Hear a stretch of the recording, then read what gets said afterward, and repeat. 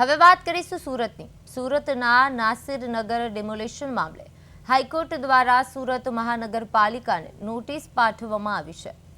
આ કેસમાં આજે હાઈકોર્ટ તરફથી એસએમસીના વકીલને સમન્સ અને નોટિસ ફટકારવામાં આવી હોવાનું જાણવા મળ્યું છે।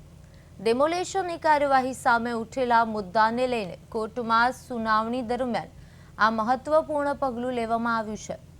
આગામી દિવસોમાં આ મામલે હાઈકોર્ટ દ્વારા વધુ કાર્યવાહી કરવામાં આવી શકે છે એવી શક્યતા વ્યક્ત થઈ રહી છે। હવે સમગ્ર ઘટનાને લઈને કાનૂની વર્તુળોમાં પણ ચર્ચા તેજ બની છે। ડેમોલેશન મુદ્દે કોર્ટમાં કાર્યવાહી કરવામાં આવી છે, જેમાં હાઈકોર્ટનો આદેશ આપવામાં આવ્યો છે અને મહત્વનો વળાંક આવશે જ્યારે આગામી દિવસોમાં નિર્ણય લેવાશે અને સુરતમાં આ મામલો ફરી ચર્ચામાં જાગ્યો છે।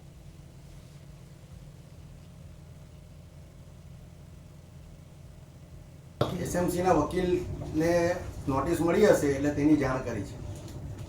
એટલે દિવસ દરમિયાન ધારો કે કામગીરી થઈ હોય તે મને ખ્યાલ નથી।